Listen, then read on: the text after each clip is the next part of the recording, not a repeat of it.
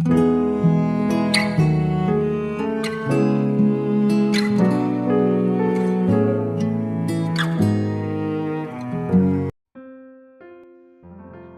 saudara yang kasih Tuhan Yesus, selamat pagi dan salam sejahtera bagi saudara semuanya.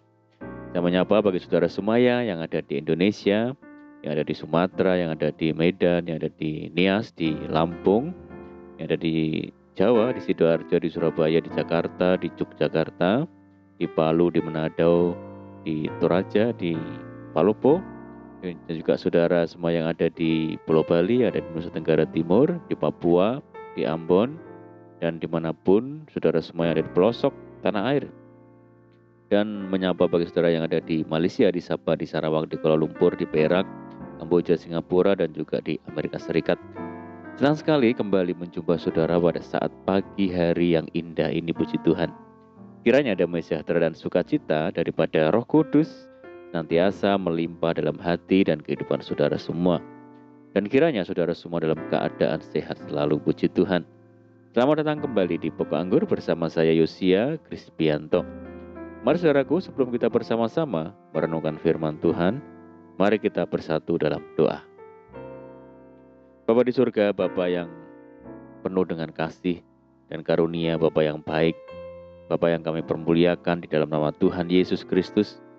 Kami sungguh mengucap syukur oleh karena pertolongan dan penyertaan Tuhan di sepanjang malam dalam istirahat kami, sehingga kami boleh melewati malam hari ini dengan penjagaan, penyertaan, perlindungan Tuhan. Itu semua karena berkat pertolongan Tuhan. Dan pada saat pagi yang indah ini ya Tuhan, kami boleh kembali datang rindu untuk merenungkan firman Tuhan. Mari ya Tuhan, berbicaralah kepada setiap kami, urapi kami, jamah hati kami, sehingga kami dapat mengerti apa yang menjadi maksud firman Tuhan. Terima kasih Tuhan, kami sungguh siap merenungkan firman-Mu. Hanya dalam nama Tuhan Yesus Kristus kami berdoa. Amin, puji Tuhan. Baik saudara yang kasih Tuhan Yesus, kita akan membaca bersama-sama dalam pembacaan firman Tuhan pada saat pagi ini dalam Yohanes 14 ayat yang ke-16 dan ke-17. Aku akan meminta kepada Bapa dan Ia akan memberikan kepadamu seorang penolong yang lain, supaya Ia menyertai kamu selama-lamanya, yaitu Roh kebenaran. Dunia tidak dapat menerima Dia, sebab dunia tidak melihat Dia dan tidak mengenal Dia. Tetapi kamu mengenal Dia, sebab Ia menyertai kamu dan akan diam di dalam kamu, puji Tuhan. Saudara yang dikasihi Tuhan Yesus, kehadiran pribadi Roh Kudus dalam kehidupan orang percaya menjadi bagian yang sangat penting agar kita dapat bertumbuh dan semakin menjadi serupa dengan Kristus. Roh Kudus juga memperlengkapi orang percaya untuk dapat melayani Tuhan dan dipakai oleh Tuhan dengan kuasa-Nya untuk menjadi saksi-saksi Tuhan di atas muka bumi ini. Tuhan Yesus juga menyatakan mengenai karya Roh Kudus bagi kehidupan orang percaya. Di dalam Yohanes 14 ayat yang ke-16, Tuhan Yesus berkata, Aku akan meminta kepada Bapa dan Ia akan memberikan kepadamu seorang penolong yang lain, supaya Ia menyertai kamu selama-lamanya. Saudaraku, Roh Kudus adalah penolong yang akan menyertai kita selama-lamanya, akan tinggal di dalam kehidupan kita. Roh Kudus yang dalam bahasa Yunani-nya adalah Parakletos, penolong yang selalu siap sedia untuk memberikan pertolongan dan penghiburan bagi setiap kita. Saudaraku, Roh Kudus juga memberikan kuasa untuk mengalahkan kuasa iblis. Iblis memiliki kuasa untuk merusak dan membinasakan. Namun kuasa Roh Kudus sanggup mengalahkan kuasa iblis. Di dalam Kisah Rasul 19 ayat yang ke-11 dan 12 dikatakan, oleh Paulus Allah mengadakan mujizat-mujizat yang luar biasa. Bahkan orang membawa sapu tangan atau kain yang pernah dipakai oleh Paulus dan meletakkannya atas orang-orang sakit, maka lenyaplah penyakit mereka dan keluarlah roh-roh jahat. Roh Kudus juga mengalirkan kuasa dari firman Allah. Dalam 1 Tesalonika 1 ayat yang ke-5 dikatakan, sebab Injil yang kami beritakan bukan disampaikan kepada kamu dengan kata-kata saja, tetapi juga dengan kekuatan oleh Roh Kudus dan dengan suatu kepastian yang kokoh. Kuasa Roh Kudus yang bekerja melalui firman Tuhan kepada kehidupan setiap orang-orang yang percaya.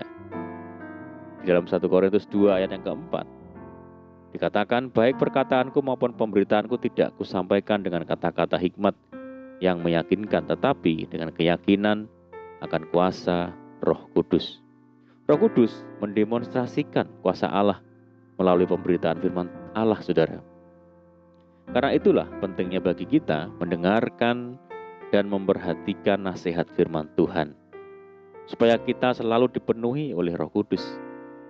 Di dalam Efesus 5 ayat ke-18 dikatakan, dan janganlah kamu mabuk oleh anggur, karena anggur menimbulkan hawa nafsu, tetapi hendaklah kamu penuh dengan Roh Kudus.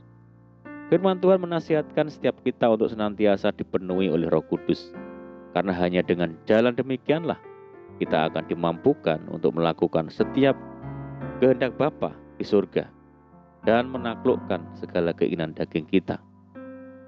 Di dalam Roma 8 ayat yang ke-5 dan ke-6 dikatakan, sebab mereka yang hidup menurut daging memikirkan hal-hal yang dari daging.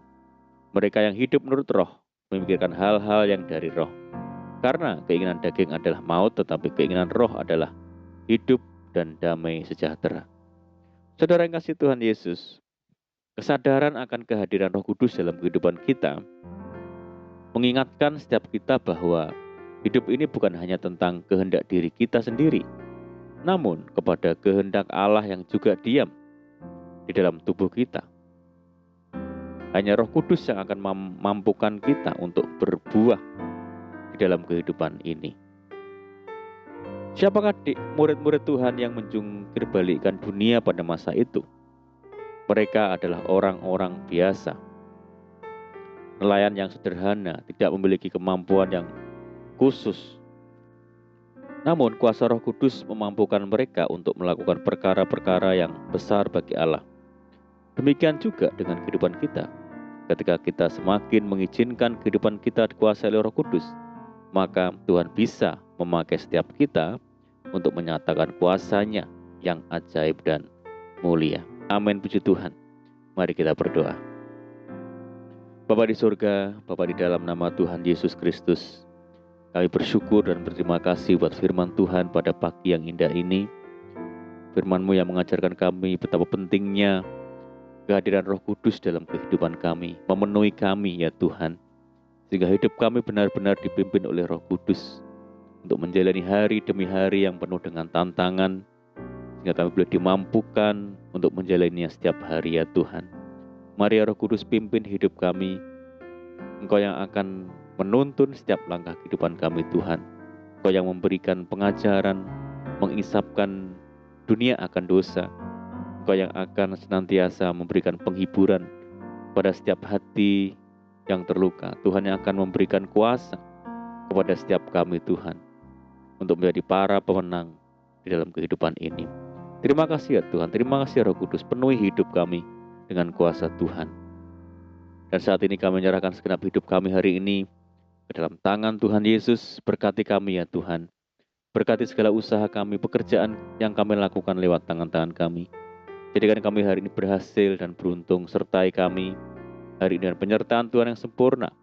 Dan mohon petunjuk Tuhan sehingga kami hidup sejalan dan seturut dengan segala kehendak Tuhan. Limpahi kami dengan sukacita dan damai sejahtera hari ini ya Tuhan. Jauhkan kami dari segala malapetaka. Kami berdoa bagi kesejahteraan kota kami, desa kami, daerah kami, dan bangsa kami. Mari Tuhan berkati daerah kami. Pulihkan negeri kami. Belas kasihan Tuhan bagi negeri kami. Terima kasih Tuhan. Berkati pelayanan kami hari ini. Kami rindu untuk datang bersekutu kepada Tuhan lewat ibadah kami ya Tuhan. Biarlah Engkau hadir bagi kami, memulihkan kami ya Tuhan. Terima kasih Tuhan. Kami percaya Tuhan mendengar segala seruan doa kami. Hanya dalam nama Tuhan Yesus kami berdoa. Terimalah berkat saudaraku. Tuhan memberkati engkau dan melindungi engkau. Tuhan menyinari engkau dengan wajah-Nya dan memberi engkau kasih karunia. Tuhan menghadapkan wajah-Nya kepadamu dan memberi engkau damai sejahtera. Kasih karunia Allah Bapa dan kasih Tuhan Yesus Kristus dan persekutuan Roh Kudus menyertai saudara semua saat ini sampai selama-lamanya. Amin.